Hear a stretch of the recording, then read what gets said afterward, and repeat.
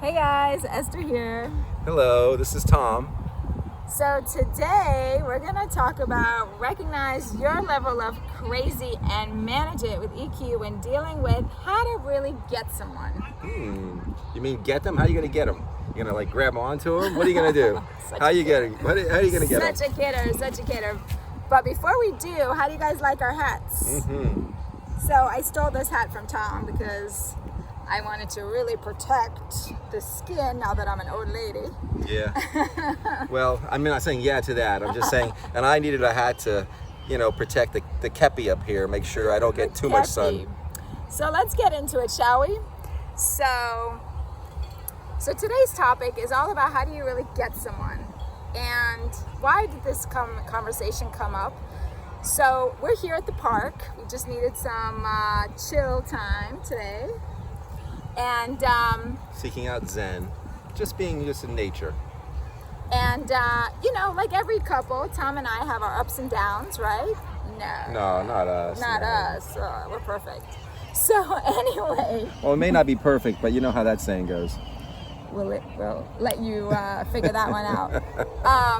So we were discussing how we have our moments, whatever, and so we were here at the park and we're sitting here and I realized Tom was talking about nature and his process of really understanding how it works and how this whole life thing is just so fascinating, and we're always processing consciousness and all of that kind of stuff.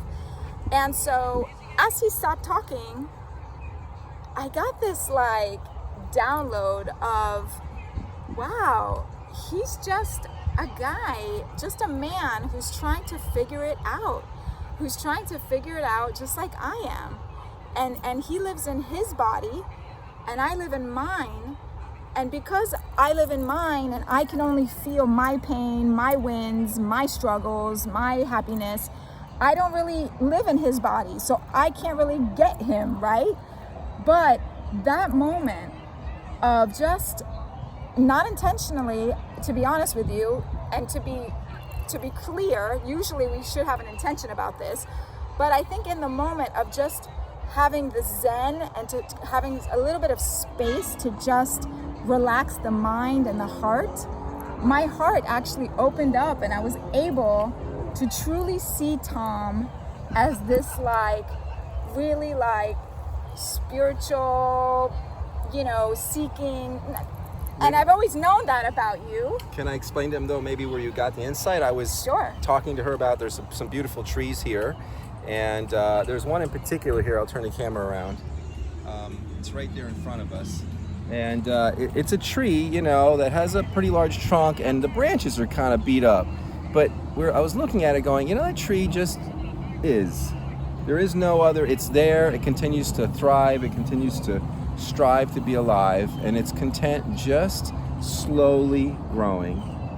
And sometimes we run through life and I just looked at that and I shared it with you, Esther, and that's where I think you got the insight, is that even in my yard I've been trimming certain trees and I've been around those trees for 30 years and I'm always wow, amazed. The tree is just being the perfect tree. Exactly. So we can sometimes look at ourselves and see the same thing. If we can take ourselves out of our bodies and our minds and our stories and just look at nature and each other. Yes. Because this is what this really is about. Because relationships are really the key in this life. It's very, very important that we understand how to connect and be with each other. And so when I, just had that moment of really seeing who he is, knowing who he is, on the everyday and why I, love him and all those things, but just really saw him for who he was. And, I did almost want it to run for a second, but